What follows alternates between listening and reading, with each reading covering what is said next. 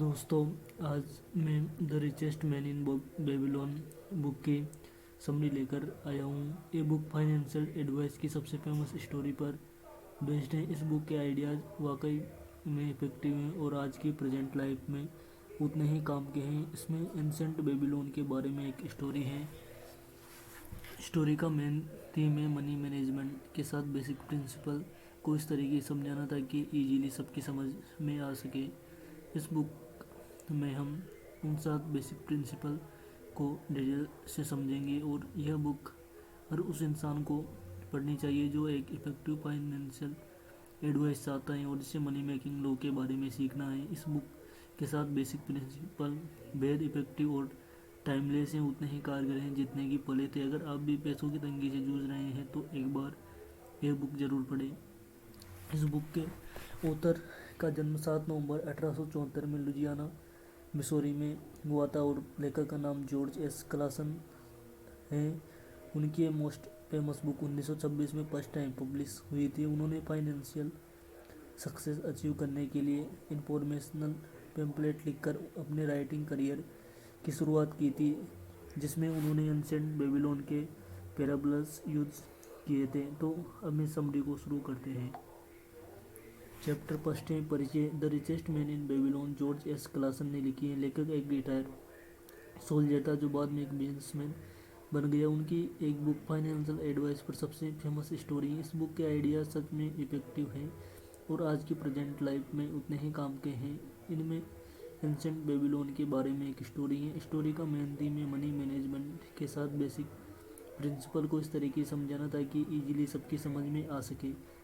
जैसे कि एक बेटर फ्यूचर के लिए अपनी टोटल अर्निंग का कम से कम 10% किसी इन्वेस्टमेंट फंड में सेव करें, जो 90% आपके पास बचता है उसमें गुजारा करें और हो सके तो उसमें भी कुछ सेविंग करें। आपके पास जो भी कैपिटल है उसे ऐसे प्रोजेक्ट्स में इन्वेस्ट करें जिसका कंपाउंड इंटरेस्ट मिलता रहे और आपकी सेफ स्टडी इनकम होती रहे। उन्हीं जगहों पर इन्वेस्ट करें जिनकी आपको अच्छी नॉलेज हो या फिर इस मामले में उन लोगों की हेल्प ले जिन्हें इन्वेस्टमेंट का बेटर एक्सपीरियंस हो। खुद का घर ले जिससे हर महीने रेंट के पैसे सेव हो सके। रियलिस्ट इंश्योरेंस प्रोग्राम ले। पैसे कमाने के एक से ज़्यादा तरीके ढूंढें जिससे आपकी इनकम इंक्रीज हो। चैप्टर 2 वो आदमी से गोल्ड की डिजायर थी। ये चैप्टर बंसीर की स्टोरी शुरू होता है जो बेबीलोन का रहने वाला था। एक दिन वो एक दीवार पर बैठा अपनी सिचुएशन के बारे में सोच रहा था, तभी उसका दोस्त को भी उसके पास आया जिसे बंसीर से कुछ पैसे उधार चाहिए थे। बंसीर और कोबी की सालों से दोस्ती थी, लेकिन उस टाइम बंसीर के पास कोबी को देने के लिए पैसे नहीं थे तो उसने कोबी को मना कर दिया। इनफैक्ट वो खुद पैसों की तंगी से गुजर रहा था। कोबी ये सुनकर काफ़ी डिसअपॉइंटेड हुआ और दोनों पैसे की प्रॉब्लम पर डिस्कस करने लगे। दोनों को रियलाइज़ हुआ कि शायद आगे चलकर उनके बेटे भी ज़िंदगी भर गरीब ही रहेंगे, क्योंकि वे भी उन्हीं के पुट स्टेप पर चल रहे थे। जब उनकी डिस्कशन एक इम्पोर्टेंट पॉइंट पे पहुंचे तो दोनों ने फील किया कि उन्हें ज़्यादा पैसे कमाने के तरीके ढूंढने होंगे। वे दोनों अपनी हालत का रो रहे थे कि तभी उन्हें अपने दोस्त अरकत की याद आई जो बेबीलोन का सबसे अमीर आदमी था। दोनों ने डिसाइड किया कि चलकर अपने दोस्त की मदद ली जाए। दोनों उसके पास गए और उसे अपनी प्रॉब्लम बताई। तो अरकत ने उन्हें लॉ कैपिटल मेकिंग के बारे में बताया। चैप्टर नंबर 3 बेबीलोन का सबसे अमीर आदमी। तो जब बंसीर को भी अरकत से मिले तो उन्होंने उससे पूछा कि तुम्हारी इतनी अच्छी किस्मत कैसे है कि तुम अमीर हो। वो भी उनके जैसा ही था। उसने भी उतनी ही पढ़ाई की थी और कभी भी वह उनकी तरह ही गरीब था। उन दोनों शायद अरकत से ज़्यादा ही मेहनत की होगी, पर फिर भी अरकत ज़्यादा पैसे वाला। तो इस सवाल के जवाब में अरकत ने बताया कि एक बार उसने एक बहुत अमीर आदमी अलग गामिस की यहाँ नौकरी की थी। बदले में उसने पूछा तो उस आदमी ने उसे लॉज ऑफ मेकिंग कैपिटल के बारे में बताया जो उसने अपनी लाइफ में अप्लाई किए थे। अरकत ने भी वही लॉज फॉलो करने शुरू किए और देखते ही देखते वो भी अमीर बन गए। पैसे के बारे में अरकत ने जो भी सीखा था वो बंसीर और को भी बताया। मनी सेविंग का फर्स्ट और सबसे ज़रूरी बेसिक तरीका है कि अपनी अर्निंग का 10% अलग रख दे और जो 90% बचता है उससे अपने खर्चे पूरी करने की कोशिश करे।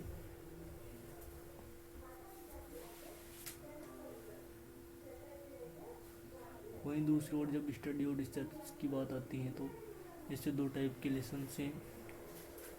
जो उनके काम आ सकते हैं, जो पैसा कमाना चाहते हैं। पहले तो एक स्पेसिफिक सब्जेक्ट के बारे में, दूसरी है किसे कैसे ढूंढने की ज़्यादातर लोगों को पता ही नहीं होता। ये दोनों टाइप की लर्निंग वैल्यूएबल भी है और यूजफुल भी। Chapter 4 7 cures for a lean purse. इस चैप्टर में राइटर ने आपके पर्स को हमेशा भरा हुआ रखने के 7 सीक्रेट शेयर किए हैं। 7 टेक्निक से आपको सबसे पहले ये सीखना होगा कि आपका पर्स हमेशा भरा हुआ कैसे रहे। आपको बस एक सिंपल रूल फॉलो करना है, जिससे कि अगर आप अपने पर्स में 10 कॉइन्स डाल दें जो अपने कमाए हैं, तो उसमें से सिर्फ 9 कॉइन स्पेंड करें, बाकी बचा हुआ 1 कॉइन सेव कर ले। ये वाला रूल फॉलो करते ही आपका बैग तेजी से बढ़ने लगेगा और जल्दी आप अपने 9 कॉइन से मैनेज करना सीख जाएंगे। आपको अपने खर्चों पर लगाम लगानी होगी। नॉर्मली माना जाता है कि जैसी इनकम वो लोग वैसा ही खर्च करते हैं, लेकिन एकदम गलत बात है, क्योंकि मनी मेकिंग लॉ के खिलाफ है। तो अगर आपकी इनकम बढ़ भी जाए तो भी आपको अपने खर्चे कम करने होंगे। अपनी डिजायर को नीड्स से कंफ्यूज ना करें। अपनी मनी रिजर्व्स को बढ़ाने के लिए एक्स्ट्रा इनकम को किसी इन्वेस्टमेंट टूल में लगाए। नंबर 3, थोड़ा बहुत गोल्ड तो हर कोई खरीदता है, इसलिए ट्राई करें कि आप अपने गोल्ड को मल्टीप्लाई करें, जिससे आपके पास बहुत सारा गोल्ड हो जाएगा और फिर इसे आप लोन्स या दूसरी अपॉर्चुनिटीज़ में इन्वेस्ट कर सकते हैं, क्योंकि गोल्ड एक ऐसी चीज़ है जो बहुत जल्दी मल्टीप्लाई होते हैं। किसी भी तरह की अनएक्सपेक्टेड लॉस से अपनी जमा पूंजी को प्रोटेक्ट करें। गोल्ड या दूसरे इन्वेस्टमेंट को केयरफुली प्रोटेक्ट करना बहुत ज़रूरी है। रातों रात करोड़पति बनने के सपने न देखिए, वरना हो सकता है कि आप अपना खजाना खो बैठे। किसी भी इन्वेस्टमेंट से पहले 2 बार सोच ले और एक्सपर्ट की एडवाइस जरूर ले। अपनी प्रॉपर्टी को अपने लिए प्रॉफिटेबल इन्वेस्टमेंट बनाए, जिससे अगर आपके पास एक्स्ट्रा मकान है, ज़मीन है, तो उसे रेंट पर लगा दीजिए, जिससे हर मंथ आपकी एक्स्ट्रा इनकम हो जाएगी और फिर उस पैसे को आप रिजर्व कर सकते हैं या फिर आगे इन्वेस्ट कर ले। हर किसी को प्लान बना के फ्यूचर इनकम के लिए कोई काम जरूर करना चाहिए। शॉर्ट में बोले तो आपको अपने बच्चों पेरेंट्स से अपनी ओल्ड एज के लिए किसी भी तरह की फ्यूचर इनकम का अरेंजमेंट करना होगा। इसके मकान या लैंड में अपना पैसा इन्वेस्ट करें। और लास्ट में सबसे इम्पोर्टेंट पॉइंट्स हैं कि खुद को इम्प्रूव करें, अपनी अर्निंग एबिलिटी को इंक्रीज करें, ताकि आप ज़्यादा से ज़्यादा कमा सकें। जितना कैपेबल आप होंगे उतनी ही बेटर अपॉर्चुनिटीज़ आपको मिलती रहेगी और आपकी अर्निंग होती रहेगी।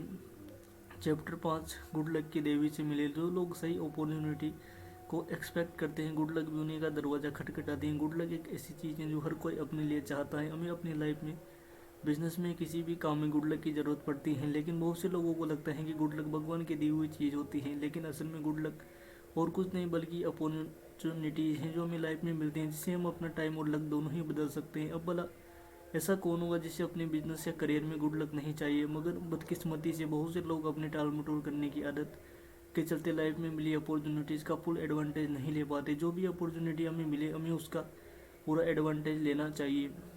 इंसान में इतनी एबिलिटी है कि वो किसी भी तरह के बिजनेस प्रपोजल को समझ सके। गुड लक को अट्रैक्ट करने का एक स्ट्रॉन्ग और इफेक्टिव तरीका है जो खाली हाथ पर हाथ रखकर बैठने से तो बेहतर है। कुछ लोग इंतजार करते रहते हैं जैसे हर चीज़ सिल्वर प्लेट में उनके सामने आ जाएगी, मगर ऐसा तो नहीं से रहा, क्योंकि आपको अपना गुड लक खुद क्रिएट करना पड़ेगा और एक मेहनत का काम होगा। चैप्टर 6 गोल्ड के 5 लॉज। यहाँ गोल्ड के 5 लॉज दिए गए हैं जो इस तरह हैं। जो इंसान अपनी इनकम का 1/10 सेव करता है वो अपने और फैमिली के बेटर फ्यूचर के लिए आराम से गोल्ड जमा कर सकता है। जो लोग गोल्ड को प्रोडक्टिव तरीके से इन्वेस्ट करते हैं, यह उनको ये बड़ी जल्दी और डिलीजेंट तरीके से प्रॉफिट दिलाता है। इंटेलिजेंट लोग जो इस सही ढंग जगह पर इन्वेस्ट करते हैं, उनके पास गोल्ड रहता है। जो लोग गलत तरीके से गोल्ड को बेवजह कहीं भी इन्वेस्ट कर लेते हैं, उन्हें गोल्ड से कोई प्रॉफिट नहीं होता बल्कि उल्टा नुकसान होता है। गोल्ड ग्रीडी लोग उस दूर भागते हैं जो इसे ऐसे प्रॉफिट्स बनाने के लिए यूज़ करते हैं, एक तरह से इम्पॉसिबल ही होते हैं। तो ये फर्स्ट पार्ट यहीं पर ख़त्म होता है। अगला पार्ट मैं जल्दी ही डाल दूँगा। तो अगर आपको ये अच्छी लगी हो तो इसे लाइक करें।